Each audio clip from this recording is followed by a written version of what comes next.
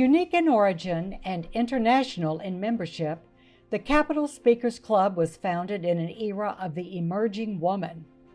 With growing power and recognition in public life, women were assuming positions of leadership that required effective communication skills. To have a voice in today's environment is ever so important. I think back to the women who founded our club more than 70 years ago.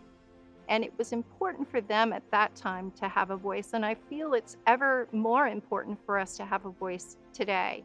To be able to voice her opinion, say what she feels, be confident in saying what she feels. I used to be horribly shy when I was in college. So for me to have grown as a woman and to grow into myself, it's very important for me to have a voice myself and to be able to express those opinions that I have in the best way possible. It was founded with the idea that women weren't being heard in public life as much as they should be, and there's room for women to recognize the value that they can bring to public life, whether that's in their organizations, in educational institutions, in politics. The club was actually started by a lady named Mrs. Hugh Butler in the 1940s, and she wanted to train women in public speaking, mainly congressional wives and diplomats. That was in the early 40s, and then in 1949, Hester Provenson took over the class. Mrs. Harry Truman invited a professor to come to the White House and to work with some of her friends to help them to become better public speakers. Several years later, Lady Bird Johnson, the First Lady, joined. Over time, the club enjoyed the participation of First Ladies. Pat Nixon hosted a tea at the White House to honor the club. Later, honorary member Barbara Bush also held a tea at the White House for the club's 40th anniversary. Mrs. Hester Bell Provenson became the class instructor in 1949. She adopted the name Capitol Public Speaking Class. Hester instituted the 3-minute speech. She used to say, if you can't say it in 3 minutes, then it's just not worth it. She also said, there is no such thing as a bad short speech. Hester had an emphasis on how you looked, how you presented yourself, how you sat when you were on the stage. You could be in the middle of a sentence that was fairly important to your speech, and she would stop you because of the way you were sitting or standing at the podium. Hester worked with 20 students over a 4-month time period, ending with each student presenting a graduation speech, to provide a forum for women to continue practicing public speaking skills and to further develop friendships with fellow classmates. The Capitol Speakers Club of Washington, D.C. was formed and incorporated in 1951. These objectives continue today. I think that the continuing education of the club is what's important. I mean, you never go to anything in Capitol Speakers that you don't learn something. And the friendships that I've made are probably some of the most important friendships I have in my life. There is such a diversity in the women who come into our club from all parts of the world. I believe that Capitol Speakers is special in that we are a club of almost 600 women from all walks of life, all personalities. I wanted to be involved immediately. As soon as I came and I met the phenomenal women that are part of Capitol Speakers Club, I knew I wanted to be one of the people who would help be the foundation of the club.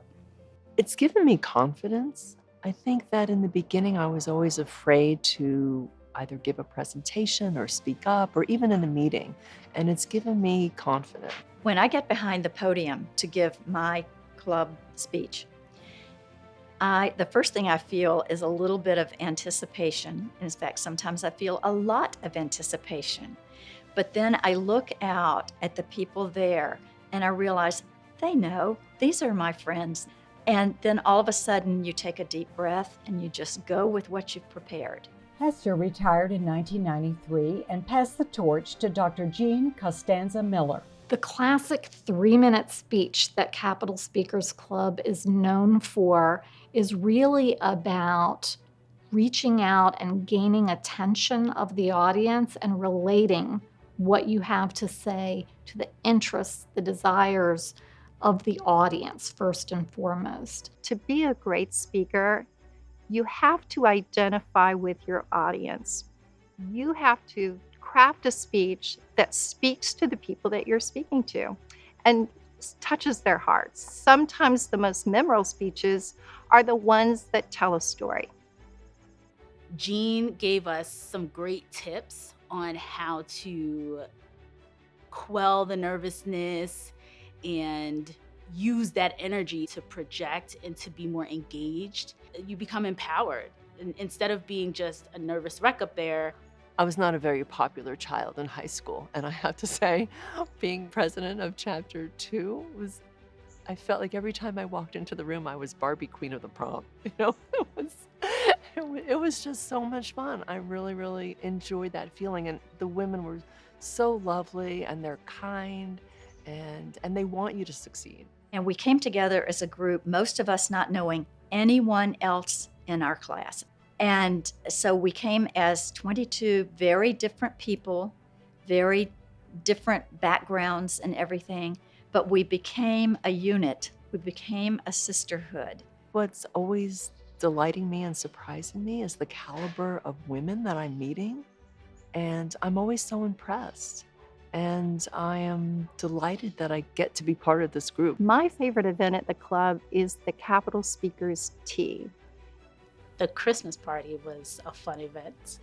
I really, really enjoyed that. Our graduation was also a lot of fun. Doing the prep work for it and seeing how far we had come in only 8 weeks was an amazing experience. My favorite event of the Capitol Speakers Club would have to be the large luncheons held in January and June each year, where the whole club comes together. The club sponsors an annual scholarship award for female students pursuing university studies in communications, speech, and/or drama. In 2000, we started the Capitol Speakers Club Foundation, and to date, we've had 23 scholarship winners, and we've given over $193,000 in scholarship money. Today, we are proud to honor our traditions while continuing to learn and to grow. Our membership of almost 600 women continue to master the fine art of public speaking. I think if there were more Capitol Speakers Clubs, the world would be a better place. I would tell them definitely take Capitol Speakers. You'll learn a lot more about yourself. Even if you think that you're an excellent speaker now and that you don't need the assistance. You're on a path, and your path and your goal is to be a better speaker, be a more effective speaker, a more entertaining speaker, a more professional sounding speaker. The nice thing about Capitol Speakers class is that we don't have to advertise. It's based on word of mouth. Once people take the class, they have such a great experience with it that they're happy to recommend their friends to do the same. And that's pretty special.